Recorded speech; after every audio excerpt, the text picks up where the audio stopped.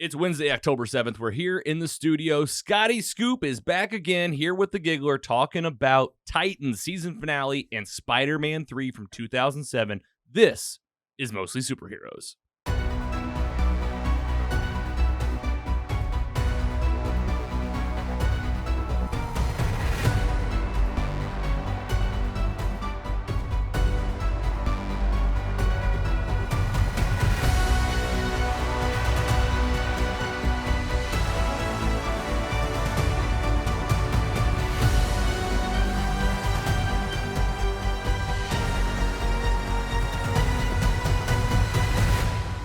Hello and welcome to Mostly Superheroes, a weekly pursuit for the world's best stories with an emphasis on live-action superhero stuff. I'm your host, Logan, back here again in the studio, St. Louis, Missouri, in the basement. Welcome him back, folks. You know him now, in person, back again in the coolest hoodie I've ever seen, Scotty Scoop. The guest's so nice, you had him back twice. I mean, a back-to-back. Pretty good. Yeah. That's impressive. I feel like, how did it feel? Listening to yourself, we talked about this during Patreon, seeing yourself in the spotlight, and I want to know what you thought. I want to know what Shanna thought. I'm not going to lie, I dug it. It was cool. Yeah. Did you feel famous? A little bit. You're like, look at this guy that knows a lot about Spider-Man 2. I had to grease up all the doorways in my house. You could barely fit through. You just had a little hop in your step. Yep. Well, I'm glad to hear you back, have you back to talk about Spider-Man 3. Yeah, I'm excited. So cool. And of course, you know him, folks. It's Andy, a.k.a. The Giggler. Hey, thanks for having me back again. I mean, Andy, I said it earlier. I was like, Scott, you know, you're kind of a natural. It's like, I'm waiting on Andy to to get there. But the truth is, you nail it and you're back here every single week. Even if you're only 10 to 15 minutes late whenever we're getting together. It's not bad. You had a busy day. Yeah. You came in and you had the end of day flusters today. Dude, it's been nonstop all day. Like, it was so nice just to even sit down here. Yeah. How was dinner? It was so good. What'd you think of that? Smorgasbords all day, every day. We had basically appetizer smorgasbord. You had basically what I had like half the days of my college life. Mm-hmm. Pizza rolls, mini tacos, and little weenie pretzel bites. What do you call those? Pigs in a blanket? Yeah, there we go. But was it pretzel?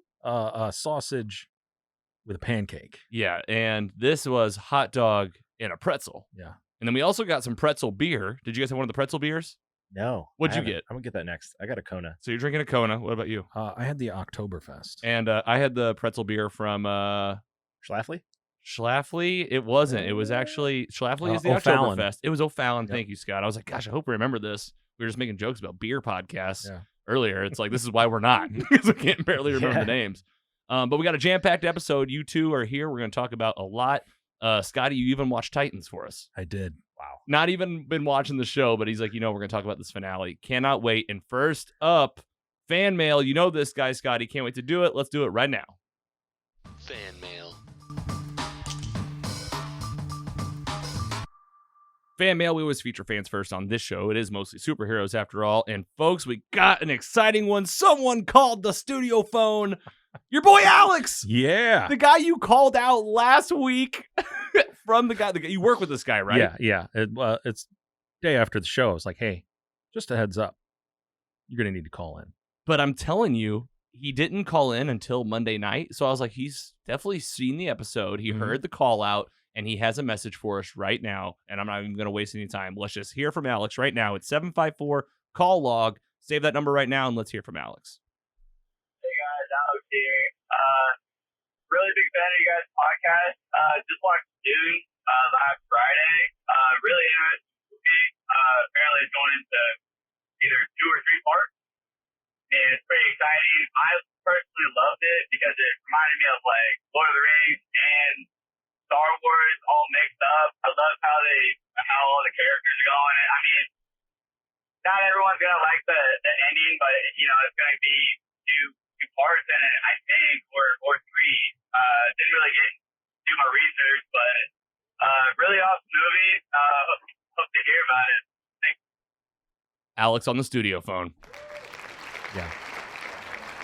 Thank you, Alex. Yeah, it's okay. We don't do much research either. That was my favorite part of the whole thing. He's like, it might be 2 parts, 3 parts. I don't know. I didn't really research it. So Dune, I'm glad that this is coming up during fan mail. This is perfect because it didn't squeeze its way into what you watching. You've seen it, Scotty. I watched it. Yeah. You've seen it, Andy. Yep. I have not seen it. So I'm hoping what you guys can do is just maybe throw some ratings out there. We keep it really quick because Alex loved it. Alex, thanks so much for calling in. Again, exactly what we're looking for. You tell us about a topic, something you watched recently, something that you're reading, something that you're doing. It was perfect. But Dune, this movie that's causing all this hype right now, it's obviously based off of a very well-known book, a book that our good friend Luke is very fond of. He lent me the book. It's the same as the Invincible book. Yep. I've never read it. A lot of people lend me books, and I just keep them on bookshelves. But Dune, man, Scotty Scoop, let's talk with you. Spoiler-free thoughts on the film. This film was fantastic. An absolute must-watch. And I got to say, I'm a little disappointed. I watched it on HBO Max. I think this deserves an IMAX watch. Which is exactly why I've been holding out, because this thing looks so beautiful. IMAX seems what I've wanted to do. Do you think I haven't popped up HBO and let the hover on play and just sat there and thought, I'm going to hit it? No, I'm going to wait, I think. Andy, tell us about your thoughts. How'd it go? I don't think you'll be disappointed for waiting. I completely agree. Did you watch it at home? This was a movie that I didn't know that I was going to really enjoy or not. So I just was like, I'll just watch it on HBO Max, and I would see it again in theater. So let me know when you go. And now you guys want to go see it in theaters. Because absolutely. That shows you my rating, because I would like to watch it again. Let's hear your rating. A lot, because you have to pay full on attention 100% of this movie.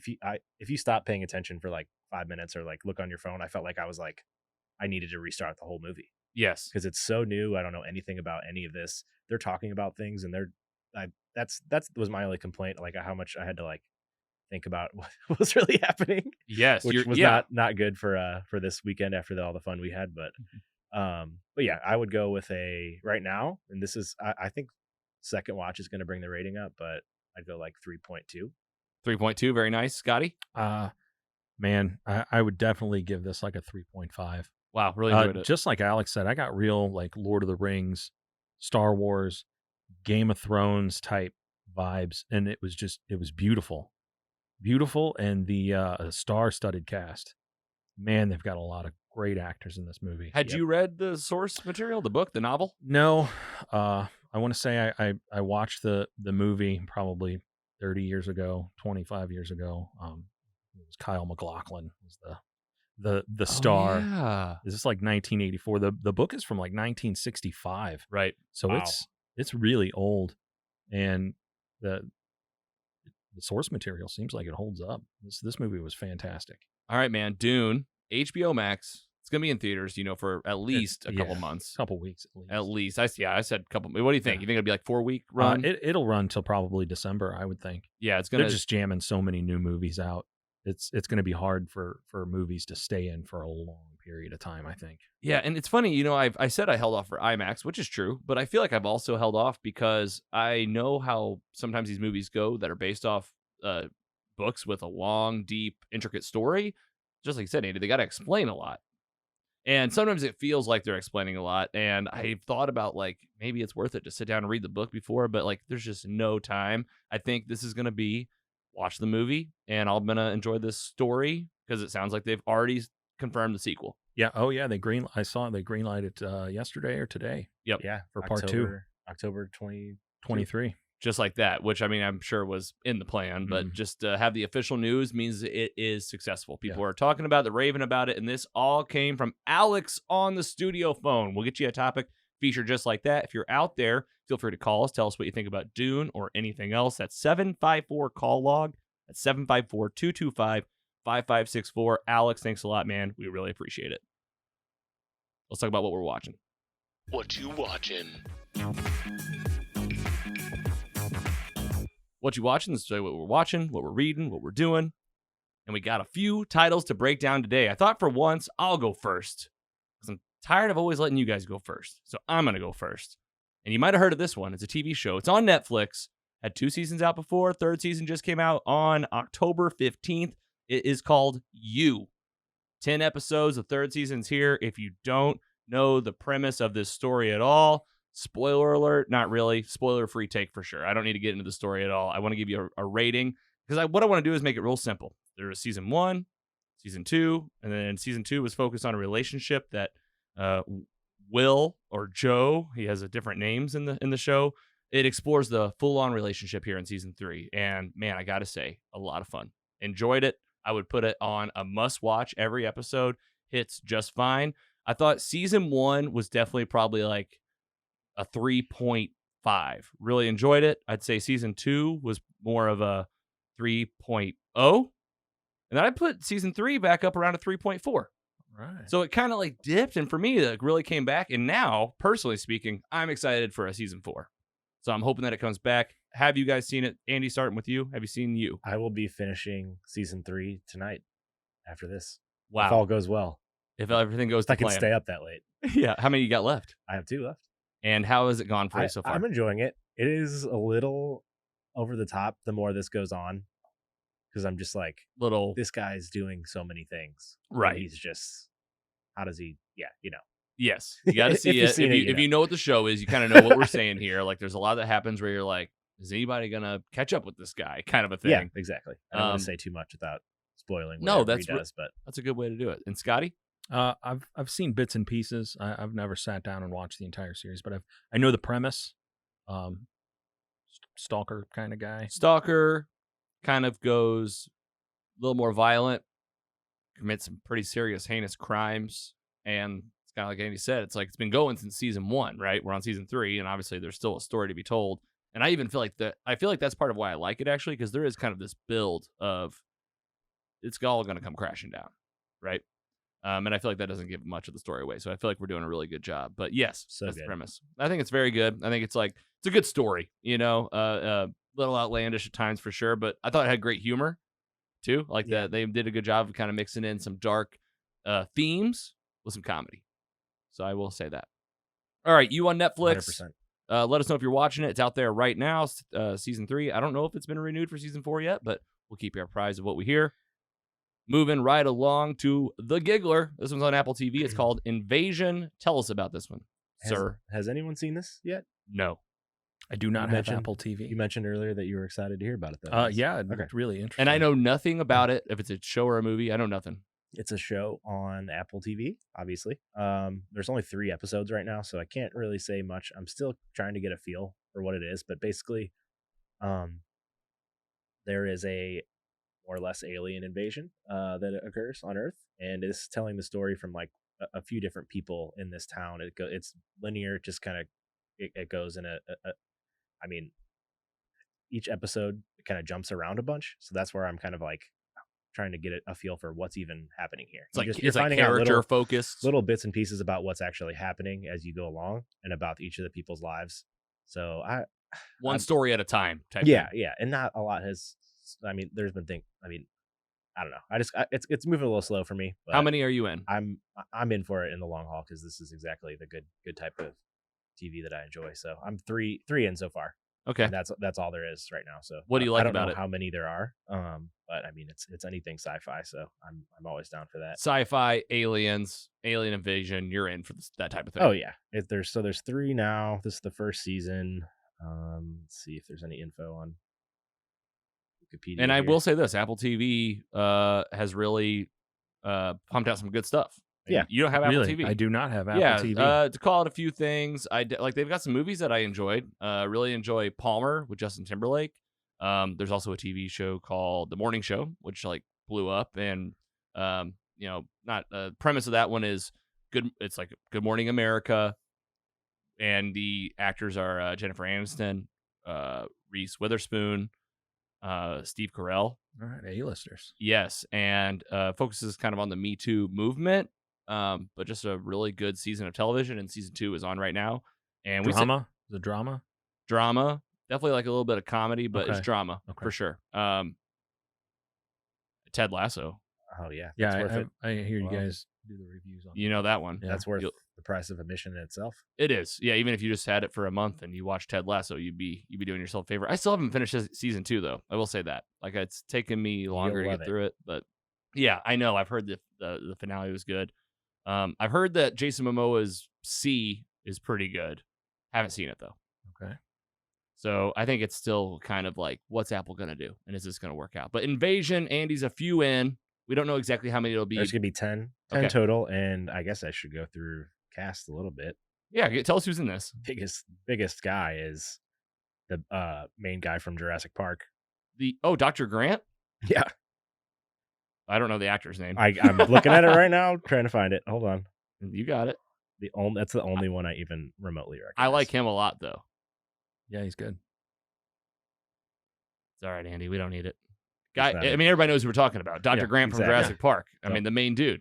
Don't know why he's in here, but I don't want to look at IMDb too much because sometimes you like see how many episodes people are in, and it just ends up semi-spoiling stuff. You know, Yeah, I'll tell you what. it's the worst. I'm going to tell you what I typically do when I look for movies and TV shows. I just go to Google and I just type in the title, and then Google has at the top like the cast and the budget and the Rotten Tomatoes thing.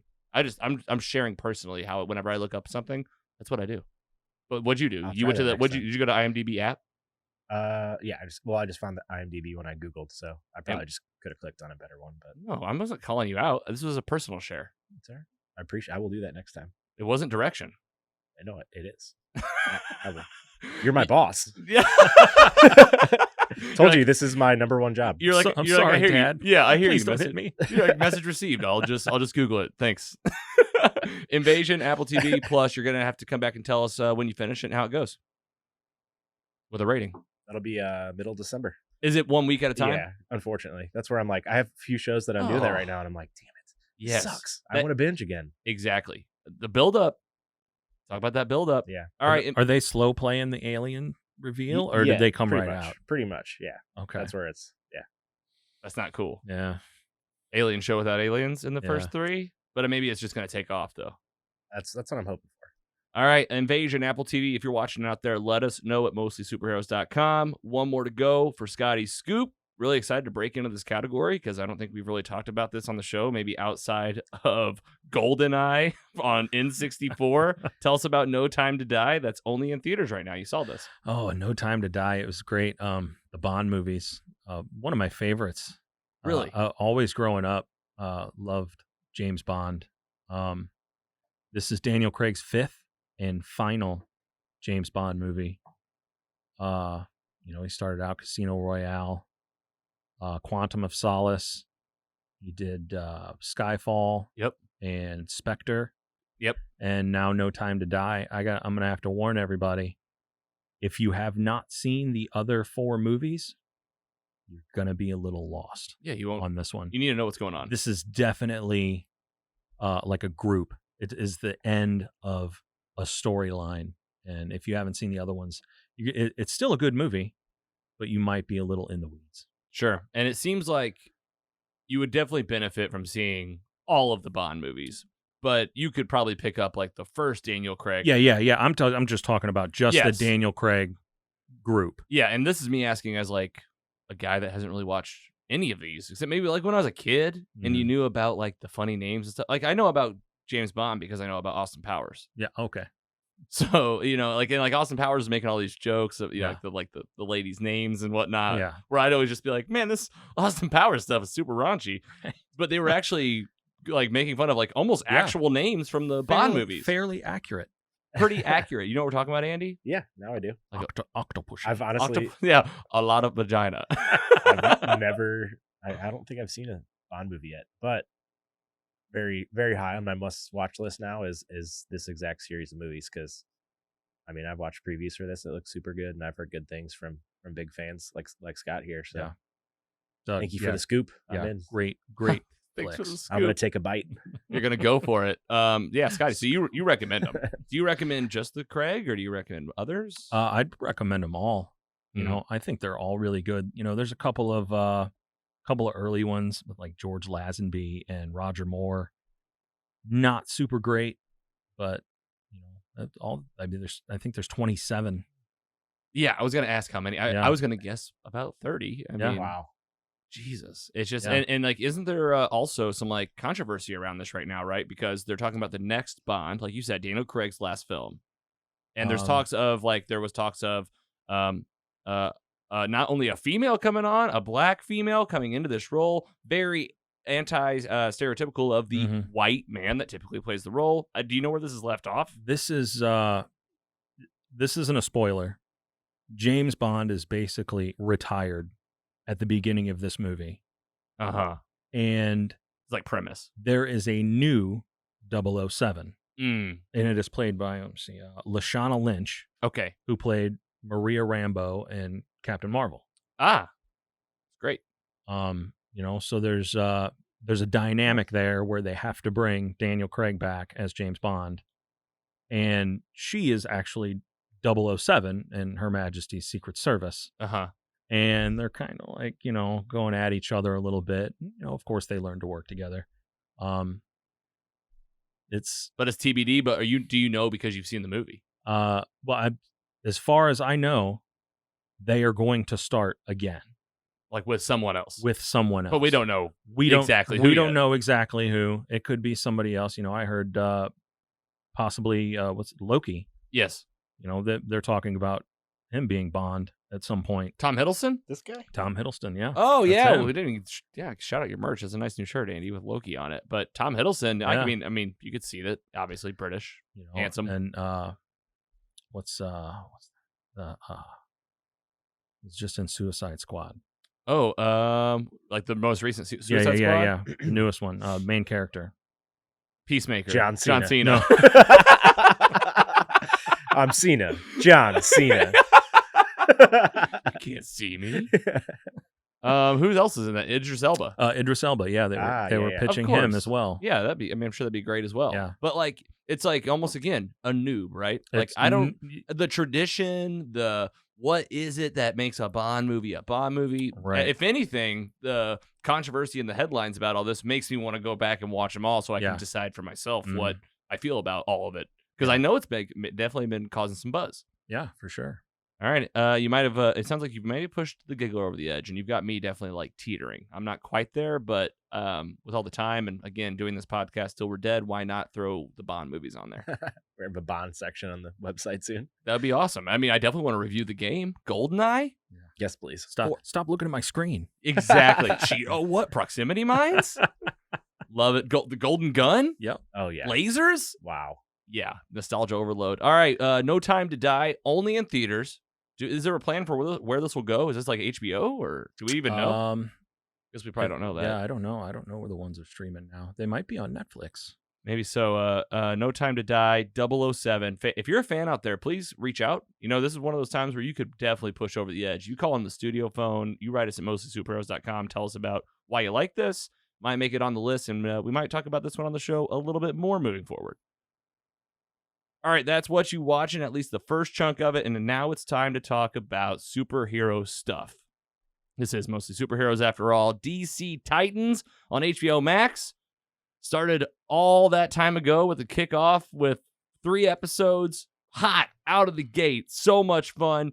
Spoiler alert for the whole series right now, the whole show in this season, but man, Batman killing the Joker, Jason Todd coming back to life. The Titans kind of breaking up. What's going to happen? And then 9 episodes of like muddled storytelling that doesn't quite make a lot of sense, and everybody's kind of split up. And now here we are at the big season finale. Season 3, episode 13, Purple Rain. Purple Rain. They didn't even play it. They didn't even play the song. The description reads from HBO Max. First of all, 50 minutes. With Gotham once again at the mercy of Crane's terror, it's all hands on deck for the Titans as they infiltrate Wayne Manor and harness an ancient power that transcends life and death. Where we leave off in episode 12, might remember, Crane's got his gas bombs, the Titans are still split up, and that's it. We're coming into season finale with those 2 main looming things. Jonathan Crane's basically taken over Gotham City. He's got the police on his payroll. Barbara Gordon broke out of jail at the very end of the episode, so she's back in Gotham PD when this all starts. And Nightwing made a decision to pull in Red Wing and get his help to take down Crane to save Gotham City. And boys, let's just talk about it right now, because Scotty, you didn't watch this series to begin with. Nope. But then you were on the show, we talked about it, and you watched the finale. I want to get your initial gut check, and this can be all over the board story-wise. So, spoiler alert for the episode. Give us your take. Terrible. We don't have to use that Oh, button God. very much, but yeah. I just wasn't. I wasn't feeling it. You know, I didn't feel any chemistry from the actors. I didn't feel like the writing was very good. It just didn't make a whole lot. I know I didn't watch the rest of the season, but But you kind of did. I kind of, I listened to the reviews. I knew what was going on. It just didn't make it there for me. And you know all these characters. Yeah, I know all outside, these so characters. It shouldn't be that confusing. Yeah, Yeah. you're like, oh, that's Nightwing. That's Red Hood. Yep. Oh, that's Wonder Girl. Okay. Yeah, Starfire, Blackfire. You know them all. Yeah. Well, Andy, you texted me. We were texting about this, and I feel like we're in the same boat right now. Yeah, I was jokingly going to say that Scott probably would have the same reaction as me, and he'd had the same reaction as me. But here's the problem, though. Like, this is Titans, man. Like, you got all these guys, all these great characters in Gotham City. What's the problem? Let's talk about it. What happens in the story? Basically, Jonathan Crane from the get-go has his gas bombs. He has them all over the city. And they're not just, like, gas bombs. They're, like, bombs that also disperse gas. So he blows up a side of a building, and it also releases this green gas that essentially just kills people. They breathe it, they die. Not only do you die if you get exploded, but you also die if you breathe in this gas. Barbara Gordon's back at Gotham PD. She's trying to wrangle the remaining police that aren't on Jonathan Crane's payroll. This show is definitely not like a great look for cops.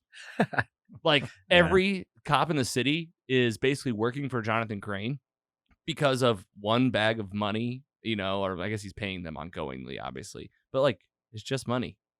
Like, wouldn't you think the National Guard's, like, peeking in, like, hey, all the cops are definitely on the bad guy team.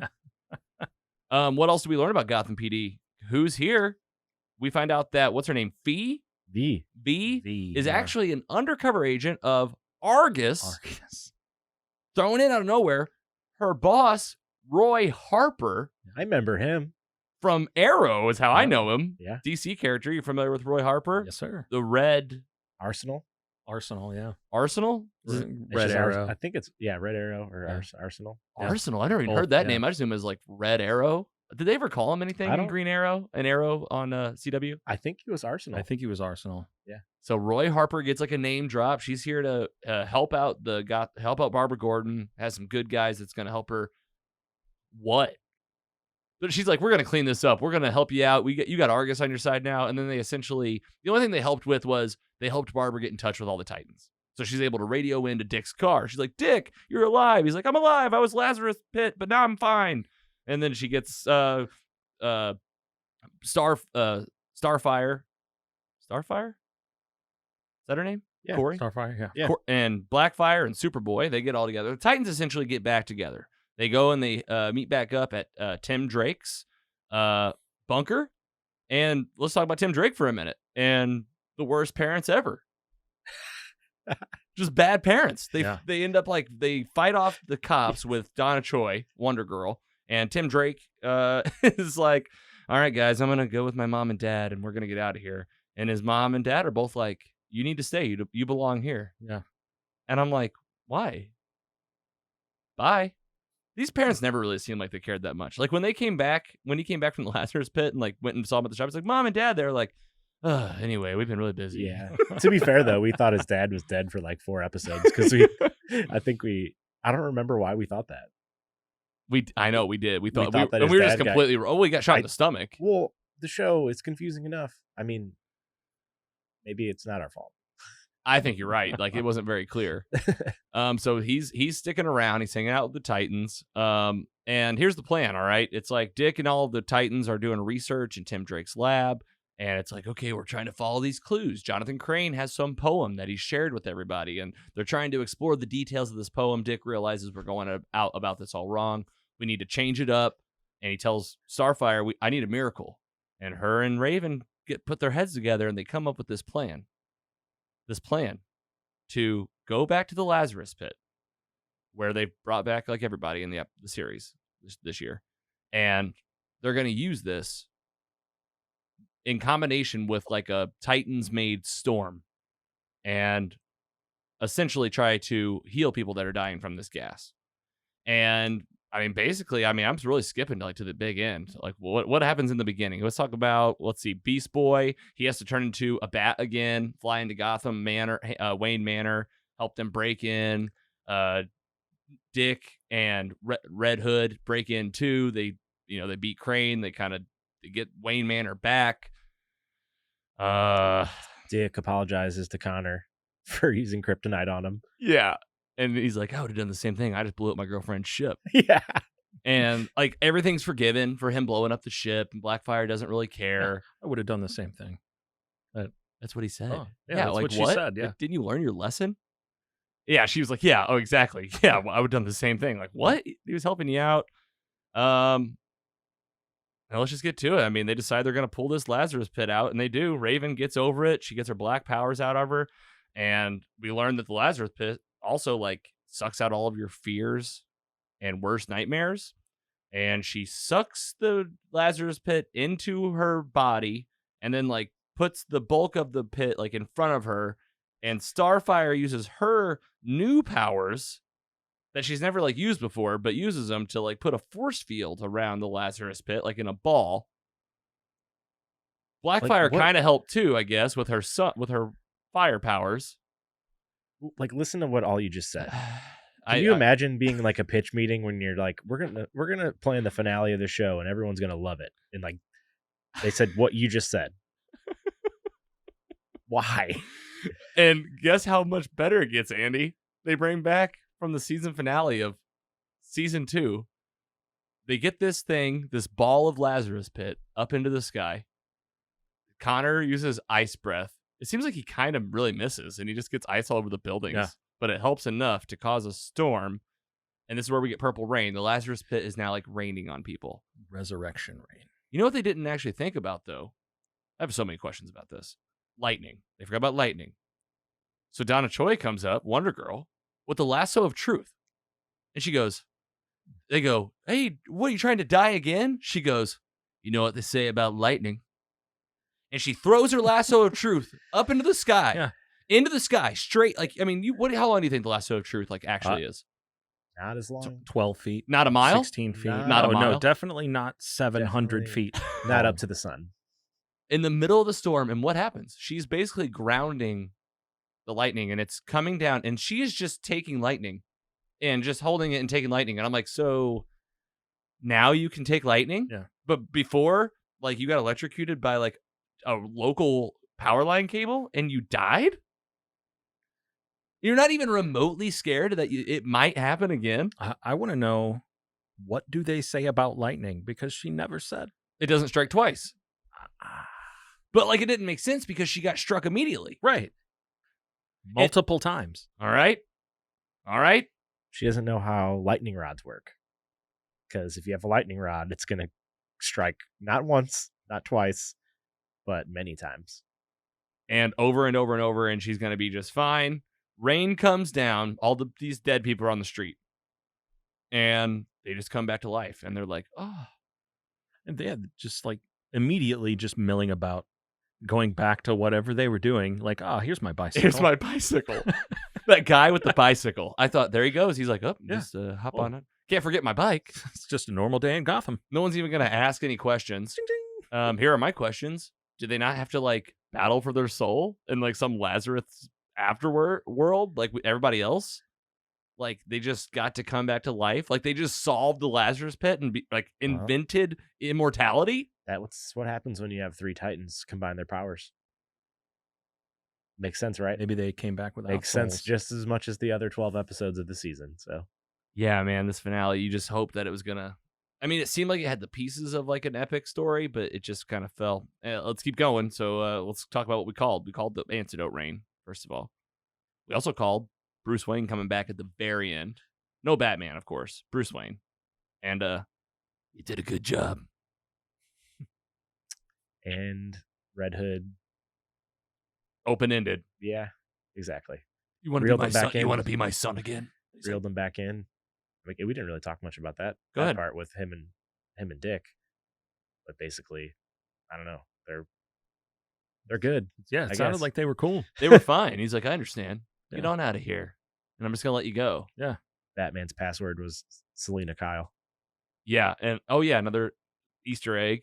Who's that? And like, as if you need it. I mean, they said Selena Kyle probably 6 times. The one who got away. That was what it was, Yeah. right? Yes. Oh, yeah. They And were then trying to and the guess. first code was 42069. Yes. Thank you. That's the best part of the season. Only got one more shot at this. It was like Jason Todd was the last one to make the password, and it's 5 numbers. And they're like 42069. I was like, they just do that? What? Well, and I knew the moment that, like, you know, Dick was like, you take the walkie-talkie and talk to Gar. And Gar's like, it's a Batman quiz. And I was like, thank God. Thank God Tim Drake's here. You know, the guy that's been studying Batman all this time. And he knew. Yeah. But again, like, who cares? Because, like, this is Titans. All right, Donna Choi, Wonder Girl, gets recruited by Argus. Who cares? What happened with this show? What did it go wrong from like why were the first 3 so good? Was it like they gave them all to us at once? Like, I want to go back and watch those and be like, were these even good? Were these good? All right, end of the episode. Go Or ahead. we were just excited for the new characters and somebody dying? I don't know. I felt like we had high hopes that HBO would, like, it was on DC Universe, you know? And like we've talked about, now it's just like there's 3 bad seasons of this show. Like, this show is just not very good. I was like, yeah, there's probably more bad episodes than good at this point. Yeah, exactly. Let's wrap up the story. End of the episode. Called this too. Titans are leaving Gotham. And Tim's there. And he's like, I guess I'll see you later. And Dick goes, aren't you coming? So now Tim is just on the Titans. And they're taking an RV from Gotham, which I presume is like around New York, and driving back to California. It's a really long trip. 48 hours. Something like that. Sounds terrible. Yeah. Like the jet was right there. The jet. Yeah. Who needs a jet? I got a bus. Oh boy. So yeah, that was Titans. Oh, well, at least we have a Robin now. Do we? I Yeah, don't know. Like, we is he we were gonna- just joking about that earlier. Like, But I guess there isn't a Robin currently. And like, does Robin have to train under Batman? Not if it's the Titans, I guess. What do you guys were saying? The source material is very different, I mean, it's the same or other basic, iterations. same basic origin. You know, Tim became Robin because he literally figured out who Batman was. He was a good detective, and he was also a badass. Yeah, and he didn't just die Right. your first week exactly. on the job. And the only other lines that he says are just, I want to be Robin. Yeah, and then remember when he kicked that one cop, and his parents were like, "That's what it was." He kicked that one cop in the last episode, or maybe the beginning of this one, and his parents were like, "Did you see that kick? Maybe you should stay here." Natural. And like his friend was like, "How'd you do that?" And I was like, "The kick? That one lame kick? Like, he hasn't done anything else. Like, he can't really fight." Remember him in the afterlife, just like crying? Yeah, he's a bitch. It's like, that's all they did. They just made him into a little bitch. Just like a little whiny kid. Yeah. He'll grow up by season 4. It's happening, so it's confirmed. Are we going to watch it? That's the question. And Yes. if we do, you think? I guess we will have to. But Now we've talked about all of it. I don't know if I want to commit to weekly breakdowns. No, we're doing mid and like final or something. Like this. We didn't talk about Superboy. So Hey. Superboy, go ahead. Unless the fans want it, I guess. No, we Reach do- out to us if you want to. You If can you want tell to hear us. more and- Titans, you could persuade us, but we're gonna do what we want on here as always. That's also true, but Superboy has photogenic memory, which I mean, they've said that about Superman before. So he remembers the plans of the ship, and they're gonna build this thing and get her to Tamaran. And she's like, "Yeah, there's a breathe mask that can help you breathe there." I just was not connected at all to it. I was just like, okay. And then Crane at the end, right? They lock him back in Arkham, and she lets out the Lazarus Pit juice out of her that like has all the fears and bad dreams, and puts it inside of Jonathan Crane to like just torture him for eternity. Seems like a poor decision. what are you doing? Right. So this guy's gonna live forever? And Raven? What were they doing with Raven? I have so many more questions. Like, what a build of her over in the Masira getting Donna Choi back to life, and then like it like didn't matter again. Like it was just like they came back and they were just like back, and it's just weak. I just don't know what they're trying to achieve. Yeah, like what's the show? Like, what do you want us to feel right now? Like, I don't know, man. Titans season 3 on HBO. I don't think we got much else to say. Scotty, any final thoughts? I think they could really do with some creative restraint. It really just seems like, yeah, just do whatever you want. Throw it up against the wall and see what sticks. Yeah, where's the story? It just seems like a bunch of writers in a room. Yeah, what's Rotten Tomatoes like on this one? Yeah, let's see what the people on the internet think about this. Like, that is really like, are there fans that are like, this is really good? This is someone's guilty pleasure. Absolutely. Someone's really like, they're nailing it. Yeah. Like every step of the way. Yeah. You're so right. Like this, like somebody's like, this pace is perfect. Mm-hmm. Oh, good. Yes. Batboy flying around. Man, I can't believe they found the mask that he needs to breathe on Tamaran, just like in Superboy episode or issue 164. Yeah. Really we might calling be it in back. the minority because 100% tomato meter. Yeah. Thermometer. Tomatometer. You said, wait, did you say 100? Yeah, but audience score is 79% out of 249. I feel like that's even really high. Yeah, I agree. I thought it would be lower, but C+. Yeah, with the three of us talking about it the way we are right now, you would think this is like a 50. Yeah. You know, a 40 or 50. But it's not. it just last week when we talked about the title being Purple Rain and you made the prediction of like exactly what was going to happen, and I thought in my head, I was like, that is so stupid. They're going to effing do it. They did. And I was like, no, please don't. And as soon as they talked about it, I was like, I knew that whatever happened the rest of the episode, I couldn't take. But yeah, what about whenever Dick gave it a was? shot. What about when Dick was in the Batcave at the end, and like Tim Drake gets to punch Jonathan Crane one time, Yeah, and then Dick says something, and it was like Siri accidentally heard him, and it played a song. Yeah. Like now playing blah blah blah, and like that was the song that like played out the episode. I was like, who was that for? I don't know. Yeah, I just want to say sorry to the fans, mostly superheroes, that if like you're like us and you're just like, man, you guys really got through it. 13 episodes, season 3. I mean, at least we talked about all of them. I'm glad we didn't just stop. But man, this was kind of rough to get through. Yeah, I was hoping it came through with like something to get me going for the next season, but what is there? Exactly. I mean, I just hope I hope that someone comes in and they're like, okay, we are gonna have season 4. It's popular enough, and someone can come in and help this thing clean it up, really clean it up. Just clean it up and like try again, because the characters are there, they're established. I mean, we were hoping season 3 would be this, but it wasn't. All right, guys, that's it. Titans season 3 finale, Purple Rain, HBO Max. Tell us what you think. We need to know if you're a diehard. We need to know if you also hated it. We want to know if you're lukewarm about it. Tell us your rating at mostlysuperheroes.com/DCU, or DC Universe Library. You can find all of these Titan reviews. They probably won't be in there too long because I don't even like looking at them anymore. I just see all these posters and I'm like, that one was bad. That one was bad. But if you're like, what happened in it? There's a library for you. And you should go check it out. We got breakdowns of every single episode, the first 3, the big premiere, and the finale. Also, the Snyder Cut, Suicide Squad, Batman Returns Christmas special from 2020. Remember that? Yes. What we can do this year? Oh, probably maybe Hawkeye? like the Hawkeye finale or something. Yeah. We could probably do that. We got Halloween coming up too. Yeah, this weekend. So I guess we'll do my we'll God. have to do the Halloween special next week. Okay. We'll talk about it. All right, folks, we're going to take a quick break. When we come back, we're going to talk about the meat, the chunk, the sizzle. Going to break open the 3rd movie in the Sam Raimi Spider-Man trilogy, Spider-Man 3 from 2007. Stick around. We'll be right back. You've heard others.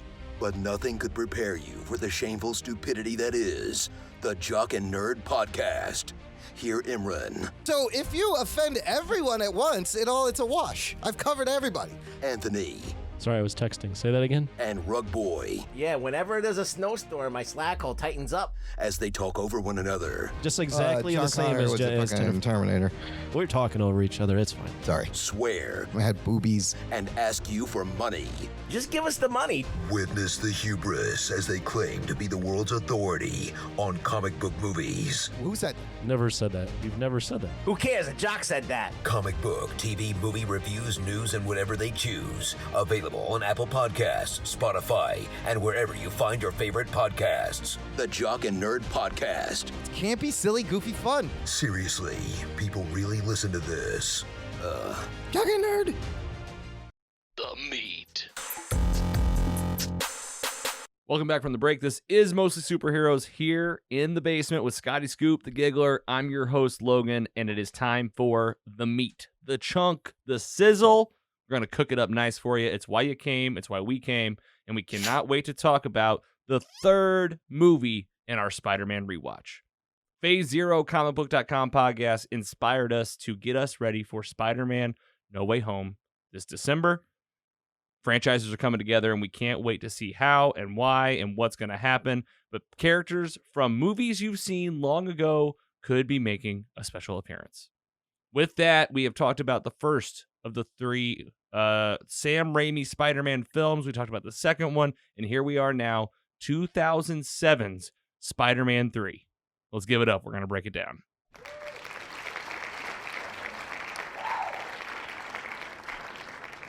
You know, I'm realizing now that on the screen there's a bold-faced lie. Can you guys spot it out? Stars. Stars was the home. What in the world happened this week? Andy, I think you have the funniest story of all. We knew where to watch these. We talked about this a month and a half ago, where we helped you talk about where these movies live. Stars has been the place. This is a Sony movie. It is a Marvel movie. Spider-Man is a Sony property, and they were there. And now they're not. Here we are in real time, October 27th, 2021. You started it on Stars over the weekend, Andy. Some of us bought Stars for this, correct? Me, yes. And now I gotta remember to cancel that as soon as we get done here because they are all not just Spider-Man 3, all of them. To where we searched Spider-Man 3 and it said nothing. And Carrie was like, "What's going on here?" I was like, "I don't know. Just search Spider-Man." I was like, "I know for a fact Spider-Man's on here. They got the Amazing Spider-Man, I think, the couple first films. No, they're gone." You were halfway through. Yes, I started this on Saturday, I think. We had the big wedding on Sunday from our buddy Chris. And, Congratulations, Chris and Casey. Yeah, buddy. Wow. That was so much fun. Great day. Made Monday horrible. Yeah. Thanks a lot. But I watched half and I was like, I'll leave a little bit, catch up on Monday or Tuesday before we record. I forgot until work today. I turned it on and I cannot find it anywhere. And I'm like, no way this changed. And then immediately I was just like, in my head, I was like, if I was a greedy ass Stars executive, I'd be like, or not. It's probably not even a Stars. That exactly. Stars wouldn't take the movie off of their own platform, so it's got to be a Sony thing, maybe. Or Stars is owned by, I don't even know, like some big oil company. Like when you rent a movie. So I rented it from like Amazon Prime today to watch for $3, $4 maybe. Same. Yeah, $2.99. Who gets that money? Is it Prime? Where does that money go to? It's getting so messy nowadays for like the everyday person, at least for myself, to like keep track of the ownership, who's in bed with who, why do they do what. But we talked about it during dinner, during Pizza Roll and Mini Taco Night, and we talked about the fact that this always happens. It inevitably always happens where, the next big movie's coming out about this thing you like. Take it off the streaming services. People will pay for it. They'll buy it and they'll rent it. Scotty, do you agree? Absolutely. They see the dollar signs. That's it. It's a People money want grab. to catch up. That's it. And we were talking about it, like between Phase Zero and us. I mean, there's probably hundreds of thousands of people that are rewatching Spider-Man right now for these episodes. We may have caused this. It's definitely us. They saw a spike. But you can still watch it. You can rent it out there. Like you said, Amazon Prime, Apple, it's all over the place to rent. If you got it somewhere else, by all means, let us know. because this is a great time to be rewatching these. A little background on the film. It came out in 2007, 3 years after Spider-Man 2. Sam Raimi returns to direct the film. Tobey Maguire is back. Kirsten Dunst, James Franco, Topher Grace is in this movie. Bryce Dallas Howard is in this movie. And Thomas Hayden Church. This movie had a budget of $250 million. About $50 million more than the second movie. About $90 million more than the first one. And it made $894 million. About $90 million more than Spider-Man 2. So did just fine. Spoiler alert for the film. We're going to do some gut checks here. Scotty, we'll start with you because Spider-Man 2, you said, was one of your favorite movies of all time. What about Spider-Man 3? Guys, I like this movie. I love it. Go ahead. It's got its problems. The jazz scene, of course. Man, I think this is a fun popcorn flick Hell yeah. for sure. I'm with you. I'm right there with you. And this version of Venom has its issues. I like this version of Venom better than the current version of Venom. Wow. I was not expecting that. Why? You had that in your back pocket all day. You're coming to blow Yeah, these guys' For minds. sure. Yeah, why? This is the villainous Venom that I think we didn't get in the Venom franchise. Eddie Brock hates Spider-Man. Yep. Hates Spider-Man.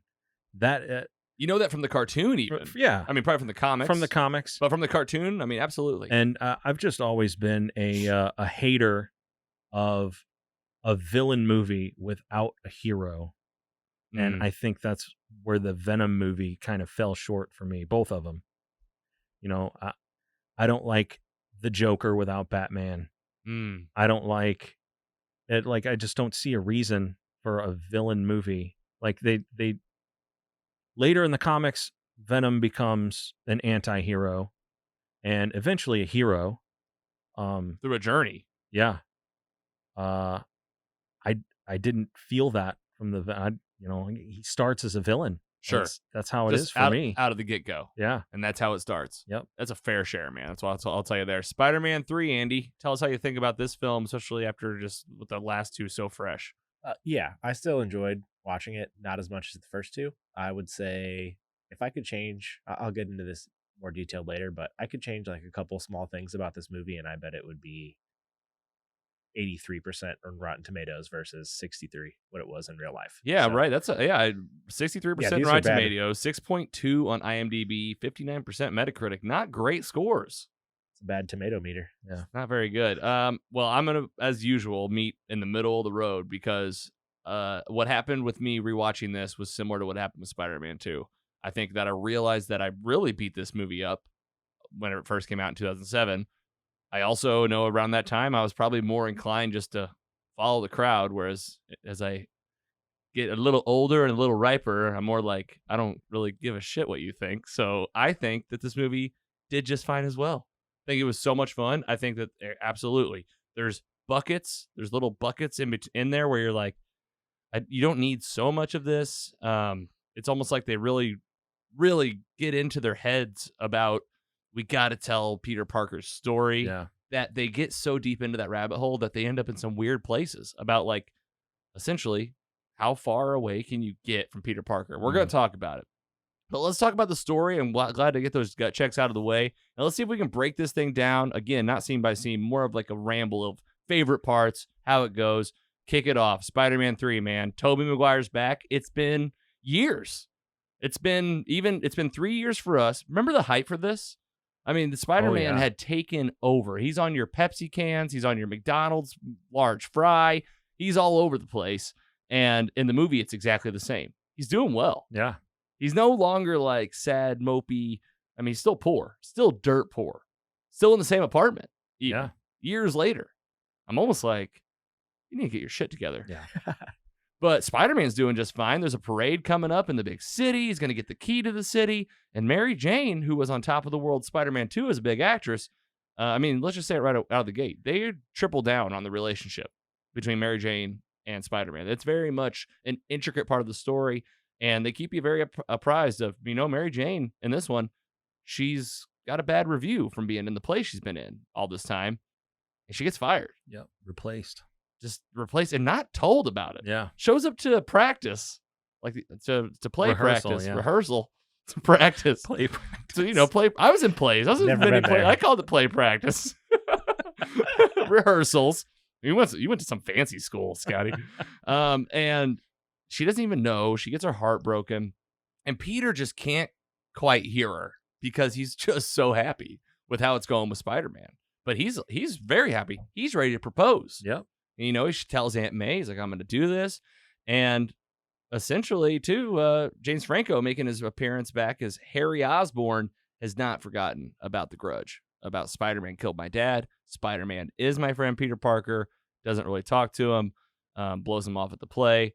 But this movie, what I loved about it is it kind of opens up out of the gate with some hard action. I remember seeing this the first time, you're like, they're not messing around. Peter Parker on his bike, he gets done seeing Aunt May, he's riding home, he gets attacked. Yeah, boom. Off the bike. Here we go. It's a fight scene. Whoa, it's a glider. Whoa. Hobgoblin? Yeah. Is that right? Yeah. I'll give it up for James Franco. Yeah. Good villain. Yeah, they went hard. Went hard in that scene. Very hard. And this guy, he's just a bad guy. Yep. He decides, I'm not only going to use my dad's goblin stuff to terrorize Spider-Man, my friend Peter, I'm going to go and get in the gas chamber. He just goes on in the gas chamber, pumps himself up, walks out. Guess it went a lot better than this time. He didn't have the, William Dafoe just with his eyes in the back of his head. When you do the screenshots for next week's episode That's title, you need to do that. With my eyes in the back of my head. Just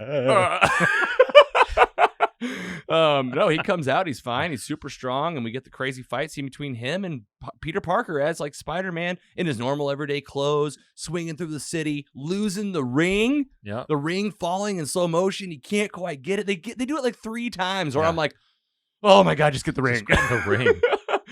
And man, the epic, I'll give it, man, Sam Raimi and the team on these movies, the violence is so raw. The sounds, Harry falling through that alley, hitting his head on the pipe. On the he pulls the clothesline. Bam. You're right. I can hear Into the those pipe. and feel those way differently than other movies. Especially in the end with all the sounds comes into play. But it does though. Sound is very much a part. Sound and then the absence of sound. They do a really good job of dropping a bottle in a room. You would just hear the bottle. It's just that sharp noise. Yep. And what happens next, man? This is wild. Amnesia? Good old amnesia. Good old-fashioned amnesia. Not just amnesia, but he's like, my dad's dead, right? Right. And hey, Pete. And he's like, those are my best friends. And the nurse is like, really? And he's like, I'd die for him. Yep. And I was like, you're not just memory loss. You're it's almost like you're back in high school. Yep. He's got his big jacket again. And they're playing basketball. He gets him a basketball. He's like, here's a basketball for you. Pete gives him a basketball. Yeah. With his name on it. It says Parker. This is your old basketball, right, Pete? Thanks. Thanks for the gift. Right. Loves it. So yeah, he's amnesia. So it's basically the journey of him trying to slowly remember. And Mary Jane is getting fed up with Peter not really quite doing a good enough job. The big night where he's going to propose. Your friend comes back. Your dude. Bruce Campbell. Bruce Campbell playing a different character. Yeah. At all 3 movies. All right. So that's what, as I was watching it, I was thinking to myself, who was he in the first one? I don't remember. Right. But he's a Sam Raimi guy. Evil Dead was what he was in before. Mm-hmm. Burn Notice. If you guys ever watch Burn Notice? Oh my! I haven't, and I've heard good things. It's a great show. You know who he was? I think he was the announcer in the ring. At the wrestling ring, yeah. He was the guy in the middle that was like, "What's your name, kid?" And he's like, "Spider, the human spider." Human spider. It's like, "No, you're Spider-Man." Spider-Man. I think that was him. Yeah. So yeah, all 3 movies. He's back again. This time, you're right. What's it up? Is that right? Spring announcer. Yeah. Good job. Good job. I was like, I'll remember this if I think hard PC enough. Mike, we miss you. Miss you a lot, man. Yeah. Shout out PC Mike. Get you in here. We keep Scotty coming in here. We got 4 mics. If you don't know at home, we got 4 mics in here. Nice. So it's just a matter of getting seats. Bruce Campbell, yeah, he's back. He's playing the waiter He's helping Peter with this big proposal. This is after Spider-Man gets the key to the city. Great scene. Just coming in, high-fiving everybody, all the colors. I was like, New York City, they do a great job of showing you how much New York City has like rallied behind this hero. Yeah. And it's very much like this is the third movie. But we meet Gwen Stacy. Gwen Stacy. Bryce Dallas Howard. Yep. Big appearance. You come in, you're like, oh, okay, I know this character. And she's the commissioner's daughter. We find out during the big crane scene. Mm-hmm. Oh my gosh. Meet Eddie Brock for the first time, taking the pictures, talking to her dad. That crane scene, that looked good. Yeah, it was awesome. Tearing apart that building. Yep, holds up. Her sliding down. Spider-Man saves her, but then when he gets to Key City, gives her a little upside down kiss. Well, he doesn't just give her a kiss. This is something that it's not a nitpick. It's just kind of funny. Is like right when Spider-Man gets there, he's on stage, he zips down, and there's like the front crowd is like, kiss her, kiss. And I was like, lay one on me. He hasn't even got to give a speech yet. Yep. Like let him give a speech before you start asking him to kiss somebody. Random women. Yeah. And he's like, lay it on me. Yeah, lay one on me. They'll love it. And this destroys MJ. Oh yeah, for sure. And I mean, me too. He doesn't know that she's been fired. He has no idea. Yeah. He's like, I know exactly how you feel, MJ. You get a bad review. You think I don't know about it? Yeah. Spider-Man. J. Jonah Jameson. Yeah. He's tearing me apart. Every flipping day. Every day. He goes, little kids, Yeah. wearing my outfit. It's a big Halloween item. He said that. And she's like, you don't know how I feel. He's like, I know exactly how you feel. I was like, Peter, shut up. Like, just not a great boyfriend. Yeah. Like, listen. So they're a little bit on the outs. They break up, and MJ starts hanging out with Harry. Essentially, goes to the house, make a little breakfast. They're just dancing. Yep, dancing, having like a good having a good time. They're both just kind of like, you know what? Let's just check out from the rest and dance and make omelets. Yep, makes a pretty good looking omelet until he flips it. Yeah, until he tries to flip it. Waste. Yep. Then they have a little kiss because they get a little too close. She leaves, and this is when the memories come back. Who makes a comeback in this film, folks? William Dafoe. From the first one and the second one. Here again saying, you've taken your eye off the ball, Harry. That's pretty good. Pretty good cackles, boys. Good job. It's so iconic. You Yeah. can just hear it. Yep. And it all comes back to him. The fall, everything, his dad dying, and now he gets real evil. You go after his heart. Yep. And what's he do? He makes MJ break up with him. And in like this park, he watches and is like loving it. And then meets up with Peter at like a cafe, diner, and looks him in the eye. And he's like, Peter's like, she's seeing another man. And he goes, it's me. Yeah, that's me. And Peter's like, I mean, you can feel the emotion. Yeah. You're like, this guy is your friend. And now it's like, but he gets outside and he kind of realizes pretty quickly, oh man, he remembers. And he looks back and the waitress is like, how you doing? And he's like, I'm doing great. Yep. James Franco just like, I'm doing great. I just shattered my best friend. And the fight scene's back on, but this is where we actually I'm missing one of the biggest parts, obviously. Your favorite part. Yeah. Let's talk about the big scene with the this. symbiote. This is before they break up and anything, but MJ and Peter, this is the beginning of the movie.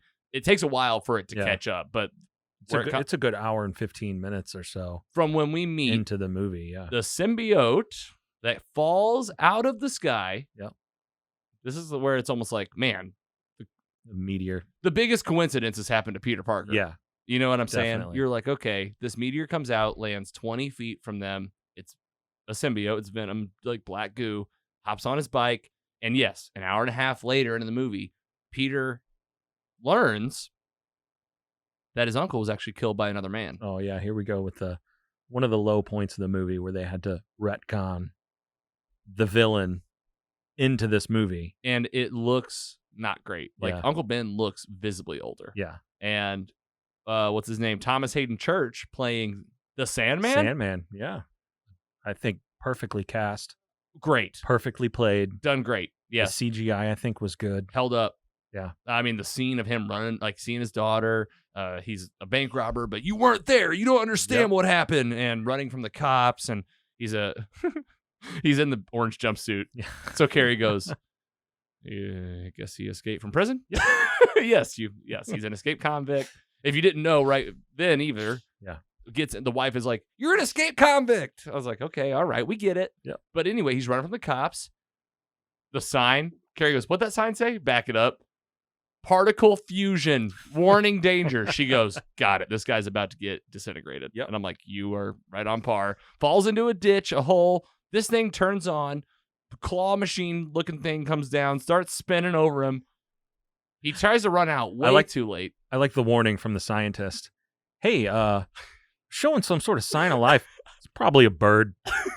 Let's keep the countdown going. Yeah. Yeah, it'll fly off when it it'll starts. buff out. It'll fly out when it's over. No, there's a man in there.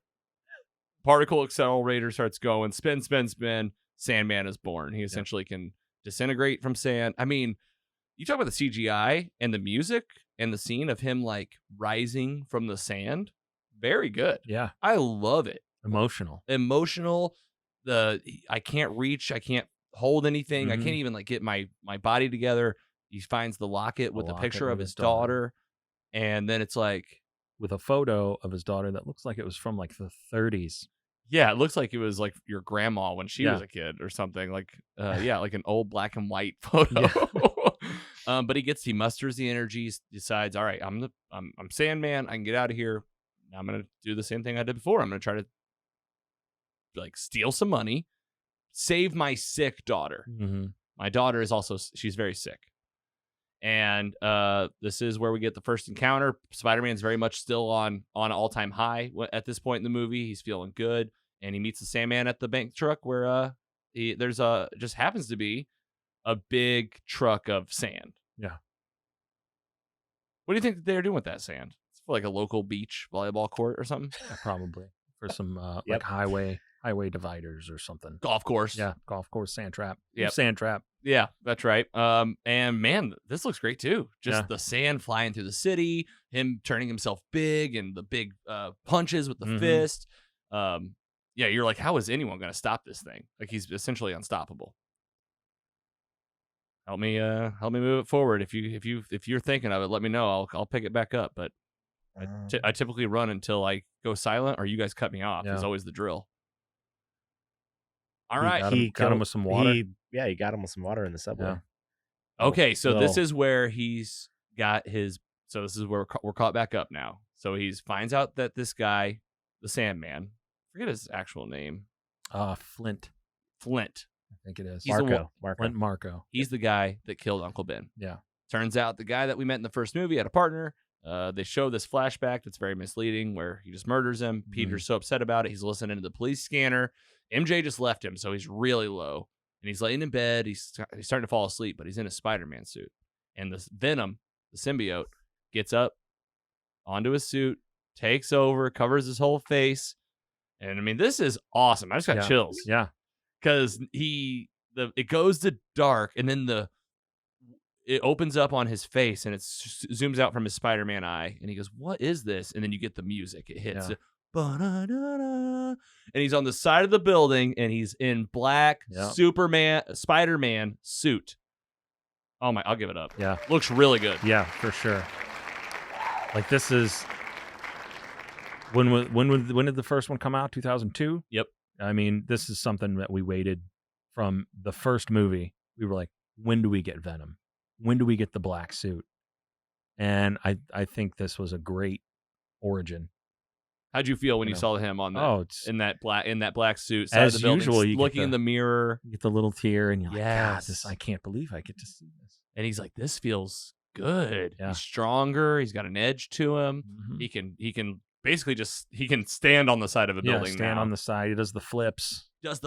He's swinging and like landing on 2 feet. Doesn't really need his hands as much. I'm like, okay, this is pretty cool. He's got like sticky tack on his feet. Love it. And it also gives him like a little bit of a dark side. Yeah. Emo side. Little edge. Little emo boy. Looks in the mirror. He's like, lets his hair fall down a little bit. But in the fight scene, he decides, all right, I already lost to the Sandman once by the bank truck. This is kind of weird, right? How this Venom works in this situation. And I don't know if this is how it worked in the comics or even the cartoon, if you can help us out. But in this, it's essentially on his suit. Yeah, and he that's- can like pick and choose when he wears it. Like it's yeah, his that's choice. not really accurate. It's not right. Like right. Venom's when he's got a host, it's just like the Venom movies. Like he's there all the time, yes, and he could just be in his regular street clothes and just snap, and it comes on, and that's his suit. Like he doesn't take it off. yeah, that's right. I'm even remembering like I feel like from like an old video game or something. Mhm. That's like it just snaps, and he is wearing. I feel like it's almost for the storytelling. Yeah. He's constantly like He's got it on like under his Under his jazz suit. yes.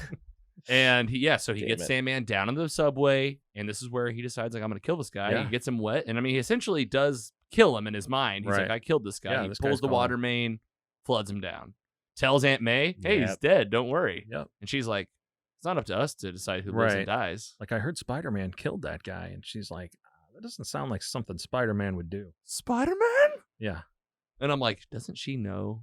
You think she knows? Like no. they've never confirmed or denied, but Yeah. like no. I don't think so. Yeah. Blissful ignorance, I think. Yeah, just ignore it. Yeah. And she's kind of teaching him this lesson, but he's like, he's still wearing his black suit around town, and he's feeling good. He's walking down the street. He's doing a lot of hip dancing. This is where we get Bully McGuire right Mhm. here. And MJ left him, and with the black suit on, you know what he decides? I am gonna take out my lab partner Gwen Stacy. Yeah. And not only am I gonna take her out, I'm gonna take her to where Mary Jane's a waitress. Yeah. Real jerk move. And I'm going to interrupt her song to play the hell out of the keyboard. Yeah. And dances hard. Yeah. Goes full out. I mean, we also got the scene with the suit and the. Yeah. Gotta. It's the most uncomfortable scene that I can't stop watching Yeah. ever And in all movies ever. he rides the chair. He dips Gwen Stacy. What I'm thinking, I want to hear what you guys think about this. Like, what I'm thinking is, like, again, they get in their heads about, like, what's the furthest you could get from Peter Parker? Like, Peter Parker's this guy. Well, what would be like the opposite? And this is where they landed. And I feel like they could have landed in 100 different places. Like, you could have been like this way, but they went like jazzy goth. Yeah. What'd you think about it? 'Cause This is like the most controversial part of the movie. I feel like this is why a lot of people dog on it, is because of this one thing. It was a little strange, but I don't think they wanted to go full out evil Spider-Man to really sell it. It is a kids movie. Yeah. They want that PG-13 to bring the younger audience in, and I think we'll just make him a jerk, Like a slimy jerk. Yeah, Instead of yeah. like a instead evil of guy. evil guy. What do you think? That's fair. I like that. I like that. I think you're right. First I of hope all. that's Mhm. right. What do you think? Otherwise, it's just what the hell are they doing? Yeah. Oh yeah, But from it came some of the best memes of all time. So for sure. I'm here for it. But His face. when the rewatch though, like I was just like I was legit like cringing. It was a little. But at the cringe. same time, I was like, I can't. I want to watch this again. Why? I don't know. I know, because it's awesome. Yeah, you might be right. So That wasn't my least favorite part of the movie, even, to be clear. So we'll get to that later. we're not there yet. No. Okay, we'll keep it in mind. Don't lock it and load it. Well, he decides in that moment. I guess he didn't like it because he kind of looks at himself and he looks at, well, what's he do? The bouncers try to throw him out, and he hits MJ accidentally and knocks her on her ass. And he's like, "What have I become?" Yeah. She's like, "Who are you?" And he's like, "Yeah, he decides, I'm gonna go take this thing off. yeah, I got to get this thing off me." Ooh, we missed one thing. Go ahead. Did we miss where him and Harry when he burns his face? So yeah, this is all. Oh, You're yeah. right. Yeah, there's a couple Right, things. that was before that, right? Yeah, because obviously he's he was wearing the still- yeah. suit. No, it says he's wearing the No. suit. There's another fight scene because after Harry drops the bomb on him and says, "I was the one with MJ," there's another fight scene. Goes back and finds him, and they fight at Harry's apartment. He tells him his dad never loved him. Yeah, your dad was Peter tells him disgusted by you. Yeah, Like real harsh. And yeah, fight. Really good fight scene. like full on, like they were going at it. Going at it, throwing him against the brick wall, the hard punches, and then one last try from Harry throws one of the goblin bombs, pumpkin bomb, with yeah, it, right? yeah, Pumpkin, It is pumpkin yeah. bomb. perfect time of year for Yeah. this movie. And he throws it at Peter. Peter lets Spider it go sense. past. Yeah. Web, blast back, and Whip it hey, back. direct callback to the first movie. instead of blowing up next to Peter's face, right next to Harry's. Yep. And man, it messes him up. Yeah. A lot worse than Real bad. A lot worse than what it did to Peter. Peter didn't have one blind white eye. Yeah. It was like one of those, like a dog. One of those Ugly. dogs that has one bad eye. Mm-hmm. Ugly. So yeah, he messes him up. I think that's it that's all he really does in the Yeah. black suit, right? And Yeah. he's like, all right, time to take it off. And all the meanwhile, Eddie Brock, Topher Grace is in this movie. Yeah. That 70s show coming in again. Yeah, just a slimy reporter, a photographer. Yeah.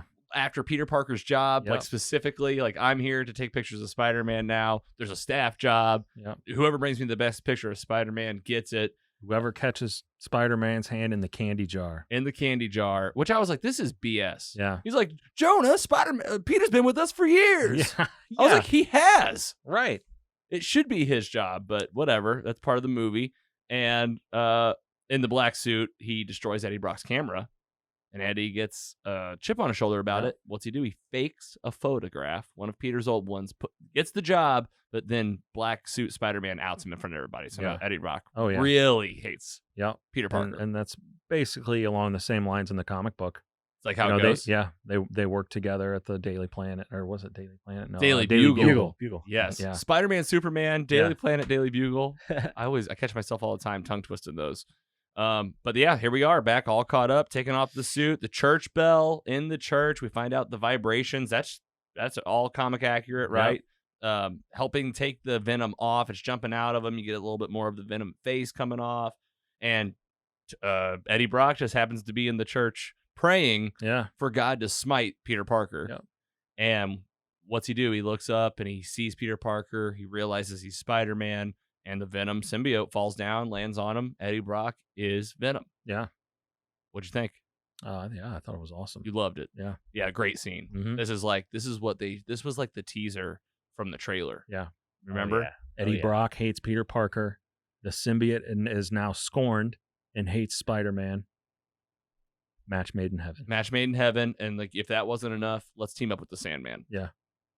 Sandman is like, all right, I'll help you out. What do? They immediately kidnap Mary Jane because they know who Peter Parker is. They Right. put her in a giant Venom web in the city in a cab with like a dump truck above them, and a very, very nice written note in Venom web.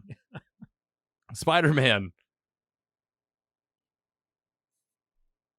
it says Spider-Man, catch us if you can, I think something like that, Something along those lines. or like, let's see what you got, Yeah. something. show me what you got. Something like that. And Peter realizes immediately, like, I can't take both these on by myself. He Yep. tries to go recruit Harry, who's got the one bad eye, but eventually Yeah, it decides, Doesn't seem like it's going to work out at first, and goes off on his own. and he goes off on his own.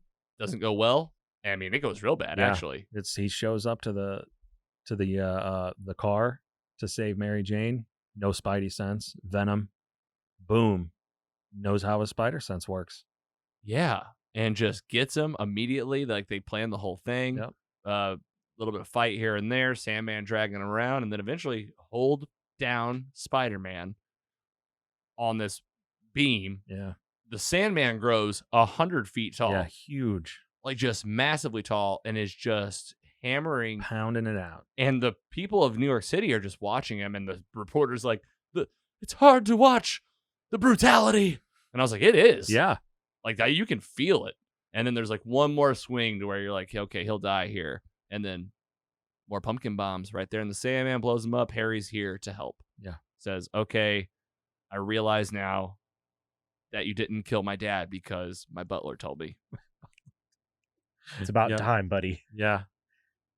I'm like, look at everything you've been through Yeah. over this thing that you didn't realize. And like, what do you mean you didn't realize? Your dad was the Green Goblin. Mhm. And now you're a Yeah. goblin. Yeah. That's just unconscious bias, though. Yeah. Oh, yeah, for sure. Oh, yeah, he's blind. Yeah, He's just blind can't- to it. Yeah. We get some cool team up action here, Yeah. though. Like, I feel like you get your money's worth in these fight scenes. Oh, like, yeah, for sure. Toby jumping through the web and trying to get MJ, Spider-Man on the front of the hoverboard and then Yeah. flying around using the web, Whipping him like Whipping super him. fast. Yeah, that was great. using the fire from the bottom of the Mhm. thing to burn the sand, and he hits his hand on the thing and it's glass. Yeah. But that was awesome. I was like, for you other science nerds out there. other scientists that know that. Felt like that was definitely like a deep cut. Yeah, Like it's got to for turn sure. into glass. Yep. And then eventually they take down the Sandman. He falls down, and it's time to take on the Venom. And Venom, Eddie Brock gets a hold of the hoverboard, gets the 2 claws out of it. A little bit poetic, goes after Spider-Man, and this time Green Goblin, Hobgoblin does jump in front, Yep, saves jumps him. in front of it. 2 spears right through the body. Mm-hmm. Harry's not looking good. Spider-Man still got to beat Venom, though. What do you think of this? Yeah. Pretty good, right? Yeah, it was great. And, he's fighting and the pipes all fall down and you can see the symbiote like, oh no. And he just hits them together, stomps them in the ground, builds himself a little cage. Venom tries to like get out, and Spider-Man does like a flip over the top, hits him back down in there. He's like, "Get back in there! Get back in that cage." Then he gets him all around. And he's just dong, dong, dong, dong, dong, dong. Loved it. Yeah. Loved it.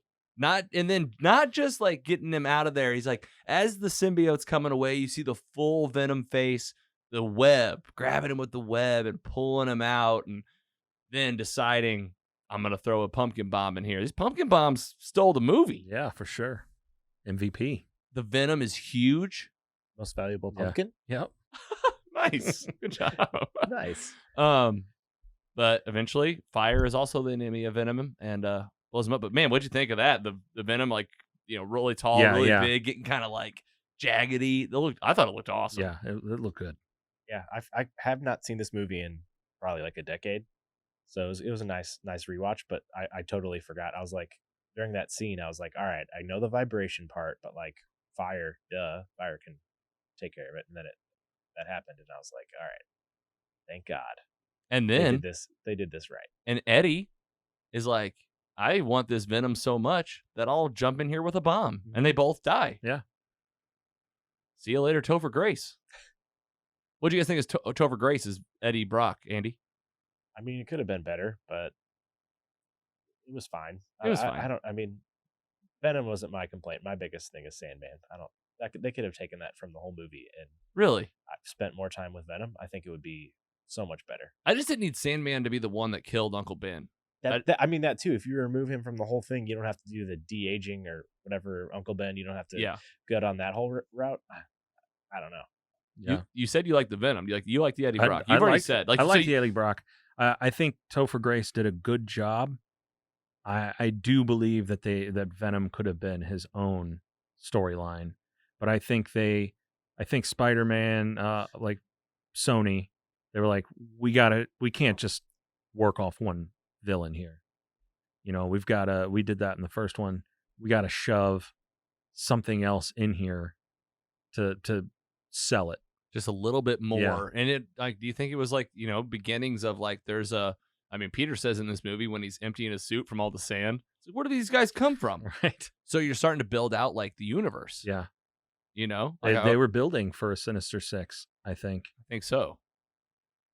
But yeah, Topher Grace, certain parts hit just fine. Certain parts did not. Where he's like, he's like, photography actually takes skill instead of flagpoles or whatever. I was like, okay, I guess that's kind of funny. Yeah. I mean, I felt like I was watching Eric a little bit from that 70s show, Yeah. I think that was more of an issue with the writing. Yeah. Other than the casting.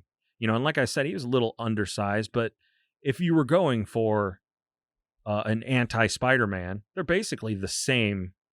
They look the same. Yes. They're very similar. He's got like the blonde hair. Yeah. Just a little bit like same size, same build. Doesn't mind taking a shortcut though. And Peter's like, he won't even, but I'm like, even for the Spider-Man competition, I was like, at least you're Spider-Man. Right. You should win this. Yeah. All right, let's talk about the end of this movie. You get, MJ, Peter, Harry. This is heartbreaking. This guy dies. Get the funeral. And Harry's gone. And then like time goes by and Peter comes back to Mary Jane in the diner or the club where she worked. And they've decided to reconcile. Yeah.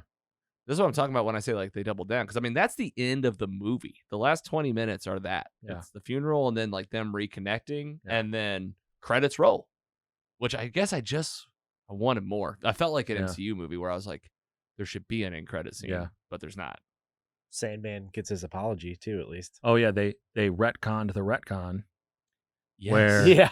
He's like, They're like, actually, actually, I shot him, but it was an accident. And I felt really bad about it. yeah. It's been tearing me up. Yeah. Well, what you don't know is that my partner bumped into me. Right.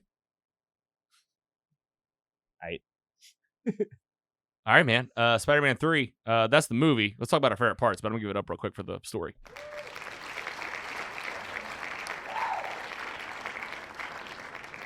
Andy, Scotty, what we miss? What we like about this movie? What do we not like about it? What keeps you coming back? I feel like the pacing is just fine again. I feel like I gave it a hard time when I was younger again. It's like, do I need all this background? But I mean, if there would have been a Spider-Man 4, Spider-Man 5, Spider-Man 6, like I am almost just sad that it stopped. Yeah. It almost feels more, I feel more cheated that it ended. Right. More about, I don't have bad feelings toward the movie. I think there's things that could have been better. I think the writing could have been improved at parts. I think there's some scenes that you could shrink down. But overall, if you're not having fun watching this movie and you're a Spider-Man fan, you're lying. Yeah. Because it's fun. Yeah. Oh yeah. Great fun. I concur 100%. Where do you put this, Scotty, next to Spider-Man 2? How do you feel about it? And we don't have to get into ratings just yet. I don't want to rush it too much, but it's kind of rant city at this point about the film. Not as good, obviously. But I think it's close. Problems aside, with the retcon and the other retcon, and some of the writing and some of the scenes, they got the cheese factor in there. But I think it's a great fun movie. Andy, anything we missed? What are you thinking? I don't think so. I mean, I really did enjoy it, just not as much as the first two. And if you change just a few things, like I said, it would be right there with them. But I think they maybe just tried to do too much for this one. Yeah, there's just a But lot happening. To the fault, like I just wonder why wasn't there a fourth one? Do we know the actual story behind that, or You might know. I wish I want to know, That's- or maybe yeah. maybe we'll get one someday. Yeah, or maybe we're about to get it. Like, That's why we're here. Am I right? But that's I- why we're here. I feel like, just like you said, I don't think this would be as big as of a problem if they would have made a fourth movie. Right. They laid that groundwork for Venom, I think, for another arc. The first arc was, Peter and Harry and every movie, and they killed him. And now they start a new arc, and it just didn't pay out. Mm-hmm. Yeah, it felt like a little open-ended on Mhm. so many things, but then also like you close the book on a couple things. Right. Where you're like, why are you closing the book on these? Like, let's keep going. You Yeah. know, it's like 3. This was the time they weren't thinking about movies like that. It was Yeah. make a good trilogy. Yep. Trilogy. All right, dude. Spider-Man 3, the third one. Yeah, we're talking about it for No Way Home. I mean, my gosh, are we gonna get like, it's not redemption, but man, The Tobey payout. Yeah, like, I mean, how cool if they just bring him into this movie and then he's just back Yeah. 14 years later. and like keep him coming back. Yeah. Like, not just like a one-off. I'm always scared of one-offs. I don't like just the one-off Yeah. like visit. I want to see it. There's a Spider-Verse. Anything's possible. Oh, I can't wait. Please, God. Please do it. All right, man. That's Spider-Man 3, the third one. We did it. The Sam Raimi films. What a good time rewatching these. Can we agree? Like, Yes. just like you don't. We didn't even like talk about watching these until No Way Home was coming around. But to put these on, 17 years since the first one. It's been 2007 with Spider-Man 3. To put it on again, these are an easy rewatch. This was so much fun. Like I'm talking about like a couple years from now, put it back on. Yeah. How often do you watch Spider-Man 2? At least once a year. Oh yeah, For sure. Oh wow, yeah, you love it. Yeah. I see why though. Yeah. It's They're- easy. Yeah. They're normally on TV at all times, Oh, but I have yeah. a feeling that's not going to be the case for the next few months because they're trying to get all of my $4 at a time, Get all your. and they're Go- going to get it. They're going after all your credits. We just need to plan better and all watch together at the same time somewhere. Well, the more we do mostly superheroes, the more in tune we'll get with when they're making what for what, and we'll be like, hey, in We 2 gotta get months they're this. gonna announce this movie. Yeah. Time to watch it, and we'll always do that. So yeah, go check out all of our Sony Spider-Verse reviews at mostlysuperheroes.com/Sony. Got the Sony Spider-Man Universe Review Library. I mean, hard to believe there's 3 movies in here with Venom in it. Crazy. To see the first iteration, too, and to hear your thoughts on, you like this one better than the Venom movie? Yeah. I mean, that's huge, but I also understand. I definitely understand. I feel like that's definitely what made those Venom movies maybe a little bit like you feel like something's missing. It's because like something is missing. Yeah. Like there isn't like the arc isn't there. You almost just get like Eddie Venom being like kind of goofy. Yeah. Instead of like it almost feels like sort of a buddy comedy. It's a buddy cop movie. Yeah. Which that's what everybody loved about the second one, and that's what they decided, right? Let's double down on this relationship, but you don't get like that initial like Venom just full on bad. Well, you got it in Spider-Man 3 if you want to see it. For sure. Sony Spider-Man Universe Library, go check it out. MostlySuperheroes.com. We'll keep filling it up for you. With that, let's talk about what's coming up.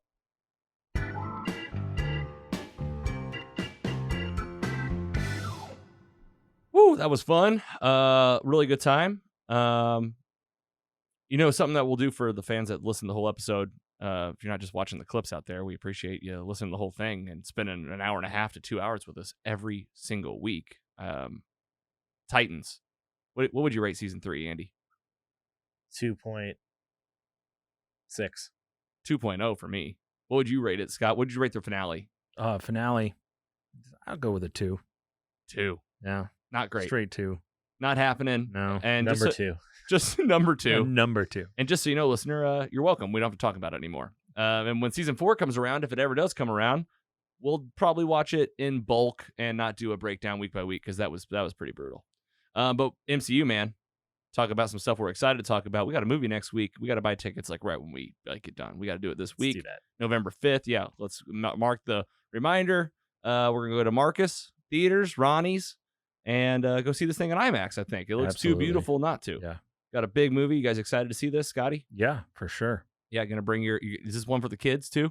Actually, I don't think I have my kids next weekend, so. Will this be one that they can watch this though, right? They could probably watch it. I don't know that it's anything that they would be interested in. Yeah. There's no characters here that they would know. Yeah. And it doesn't really scream kids movie. It doesn't. To me. I agree. It seems more adult grounded. Yeah. Like some like history, some background, some context. Andy, you feeling good about it? I am so pumped. Yeah. It's just something so different. Yeah. That it kind of like Dune. Like I don't know anything about these characters or anything that really is about what's happened. Like I haven't done any comic research or anything. I purposely just was like, I'm just gonna go into this, just raw dog it. Yeah. Fresh. Absolutely. Just going to take the story, go into it knowing everything you know about the MCU, learn about some cosmic stuff. Can't wait. And then, talking about Christmas, Hawkeye's coming up, and we do a Christmas special every year, and we'll do or maybe holiday special, depending on if you have to, we got to be PC, kind of like Guardians of the Galaxy. They decided they were going to do the holiday special 2023. But maybe we'll talk about like the Hawkeye finale. Will probably time well for that. And then, man, Spider-Man No Way Home. I mean, it's coming. The hype is real, and geez, talk about Spider-Man. 2 more to go. Check. If you're following us online, we had some red X's on the screen. We've changed them to green check marks. We feel like they're more positive. The Raimi films are done, just like that. Yeah. Not done with Sam Raimi yet, though. Going to be getting some kind of tie-in here in Spider-Man No Way Home, and we're also getting Doctor Strange Multiverse of Madness, directed by Sam Raimi. Can't wait. And who's to say there won't be a Spider-Man in that movie? We don't know. You never know. We have no idea. Can you believe that, like in 2007, that you would be talking about this movie 14 years later on a podcast?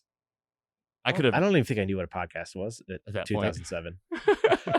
At that point, no. I mean, who would have thought that a movie that you just had a really good time with so long ago is now a part of a new movie in 2021. Yes, it's bizarre, it's bananas, but it's what I've always wanted as a fan. This is like everything I've always wanted. Like, don't just stop messing around. Bring the houses together. Let's have this character interact with this character. And I think because of what Kevin Feige and Marvel Studios has done, everybody in the Marvel house is getting on board. Yeah, absolutely. Sony's changing its tune, and things are getting easier. I think you're right. And now we have the Amazing Spider-Man films. Our Andrew Garfield, Jamie Foxx. We got Dr. Connors in the first one. Hey, Dr. Connors was in Spider-Man 3. Yeah, he was. I helped him with the symbiote. He's like, I wasn't getting Like, any on you. You haven't touched any of this stuff, have you? No, I'm good. No, it'll be fine. Oh, we didn't even talk about whenever he's having the neighbor cook him cookies. Yeah. Yeah. Give me some milk. Yeah, you got any milk? You got any nuts? You got any yeah, go put some nuts in. I'll the pay my next- rent when next you- batch. Pay my rent when you fix this damn door. Oh yeah. Ugh. He's a good boy. He complains about the door one time and he's Yeah. like, something's wrong. Yeah. Can't we talk about these? Can't wait. There's might be aspects of this. You think we're going to be seeing probably Jamie Foxx? I mean, maybe some other iterations. I don't know if we're going to get Garfield. I'll say this about all these movies: Eternals, No Way Home. Andy, you be careful out there on the internet. Like it's getting really bad. Yeah. The spoilers are Spoiler just city. people are just sharing spoilers like it's nobody's business. Yeah. I've started to see like stuff from Spider-Man No Way Home where I'm like, Yeah. get it out of here. Yep. Be careful. It's hard. We can't stay off of social media. That's yeah, like but if you see half of our anything, job. gotta. Oh, I know. You're right. It does help with it. Absolutely. But we're not done with the Spider-Verse. Big thanks again to Phase Zero, comicbook.com for the inspiration. And folks, another jam-packed episode here again. This was number 44. Talked about numbers earlier. That was mine in high school. Yours is number 27. I remember. 27, yeah. And Andy, you were 22. 67. I don't know why. Close. Not even close at all. Shot in the dark. I just was like, say a number. 44, though, approaching the end of the year. So much fun. Good times. Scotty, you were here 2 in a row. Man. How'd this one go? It's a good time. I didn't shout out your hoodie, but you gotta tell people what show, Yeah, what character. My Hero Academia. This is Lemillion, Mirio Togeda. His deal is that this is the number of people he thinks that he needed to save to become a legitimate hero. 1 million people. 1 million? 1 million. And once he saves 1 million, what's his power? Phasing. He can phase Like through walls. through and stuff? walls and the floor, and yeah. Very cool. That hoodie, it really reminds me of Power Rangers. Yeah. It almost feels like The White Ranger vibes here. Yeah, it's like white. It's almost like White Ranger combined with Green Ranger combined with like the Megazord. Yeah. Man. Oh, if you guys ever want to get that on the show, we can do it. Okay. Talk about Lord Zed, Rita, Goldar. Let's do it all. Yes, please. Ivan Ooze. Andy, how we do today? Oh man, tell people where you got your shirt. This thing's so sick. I had so much fun today again. I think we did great. But yes, I got this shirt, Heroes and Villains. Yes, that's the brand. Yes. Little Instagram ad buy. I love it. It's amazing. What is this? Look This at is this. the what Loki is that? That's like This is like that old Loki Yeah. variant. yes, like young OG Loki, Yes. like from the show. Yes. This is like like Kirby Loki, Yeah. I think. Jack Kirby Jack Loki Kirby. from for sure. This is way back. But Heroes and villains. yes. Was that one of those like sponsored They ads have on a lot Instagram? of yeah, exactly. They have a lot of Star Wars stuff, Marvel, maybe some DC too. But overall, I got 3 shirts. They're all looking great. I got this one.